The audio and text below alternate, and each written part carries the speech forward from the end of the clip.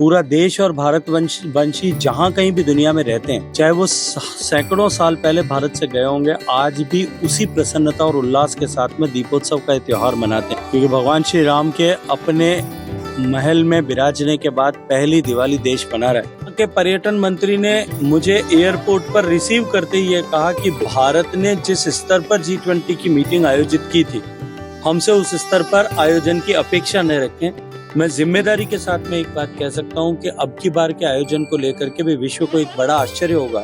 1.5 से 2 मिलियन, 15 से 20 लाख लोग जो है वहां आएंगे। निश्चित ही कुंभ के चलते हुए भी इस बार का पर्यटन के लिए इस बार का वर्ष बहुत महत्वपूर्ण और उत्पादक रहने वाला है। ऋतु संधि के काल के बाद में एक ऐसा महत्वपूर्ण त्योहार है जो पूरे भारतवर्ष को एकता के सूत्र में निबद्ध करता है। हम सब जानते हैं हमारा भारत विविधताओं से भरा हुआ है। बोली भाषा की विविधता, खान पान की विविधता, आस्था की विविधता, पूजा पद्धतियों की विविधता, भौगोलिक विविधताएं, लेकिन इन सब विविधताओं के होते हुए भी अनेक एकता के सूत्र भी हैं, जिनमें से एक प्रमुख सूत्र दीपावली का त्योहार है। पूरा देश और भारतवंशी जहाँ कहीं भी दुनिया में रहते हैं, चाहे वो सैकड़ों साल पहले भारत से गए होंगे, आज भी उसी प्रसन्नता और उल्लास के साथ में दीपोत्सव का त्योहार मनाते हैं।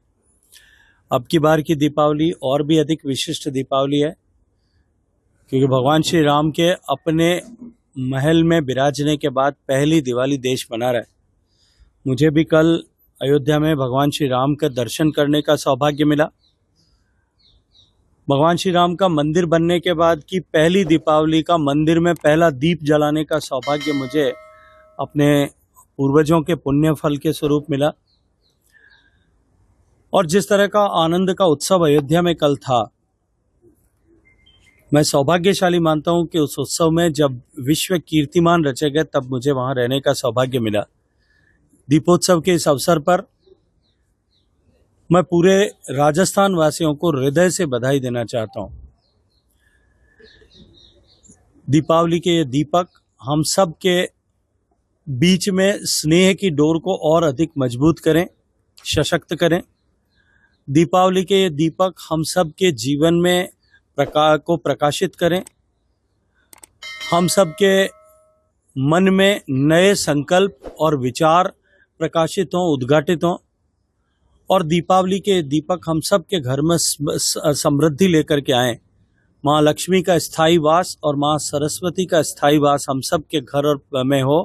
हम सब के परिवार को बहुत सारी शुभकामनाएं देते हुए दिवाली अनूठी दिवाली बने। लेकिन साथ ही साथ इस दिवाली पर हम संकल्प करें प्रकृति के प्रति, पर्यावरण के प्रति, समाज के प्रति और राष्ट्र के प्रति। जो हमारा कर्तव्य है, उन कर्तव्यों का निर्वहन करते हुए हम भारत को विकसित भारत बनाएंगे। इसका संकल्प हम सब करते हुए इस काम में जुटें। ऐसी अपेक्षाओं के साथ सबको दीपावली की शुभकामनाएं। अपने प्रधानमंत्री जी के नेतृत्व में जिस तरह से भारत ने जिस गति के साथ में प्रगति की है, पूरा विश्व अचंभित है और उत्सुकता की तरफ साथ भारत की तरफ देख रहा है। भारत की तरफ देखने का नजरिया बदला है और साथ ही साथ भारत के बढ़ते हुए सामर्थ्य और शक्ति को देख करके पूरा विश्व एक नए सिरे से भारत को परिभाषित करने के लिए तैयार है, आतुर है। G20 के बाद में जिस तरह से भारत को लोगों ने देखा, पूरी दुनिया के लोगों ने आकर के देखा, जाना, निश्चित ही भारत में हुई प्रगति को लेकर के उनके मन में एक बड़ा अनूठा अनुभव उदित हुआ है। अभी हाल ही में मुझे G20 की इस बार अध्यक्षता ब्राजील कर रहा है। ब्राजील में पर्यटन मंत्रियों की बैठक में जाने का अवसर मिला,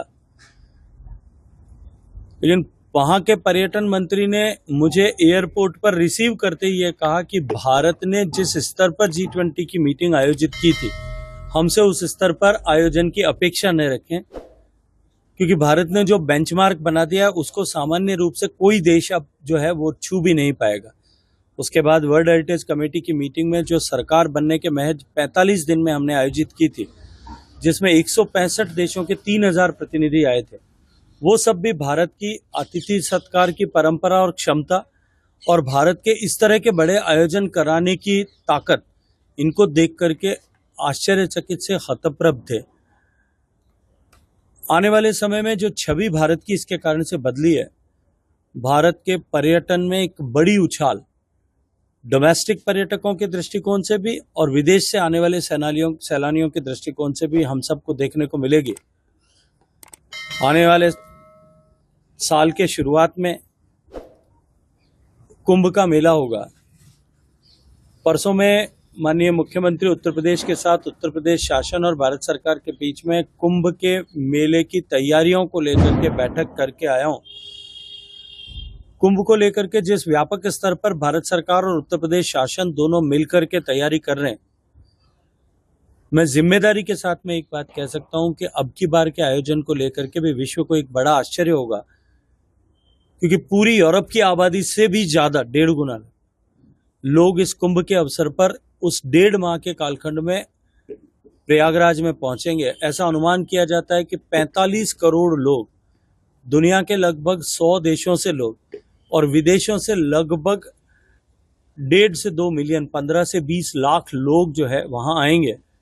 निश्चित ही कुंभ के चलते हुए भी इस बार का पर्यटन के लिए इस बार का वर्ष बहुत महत्वपूर्ण और उत्पादक रहने वाला है। आप सबको भी, आप सबके परिजनों को भी दीपावली की बहुत सारी शुभकामनाएं।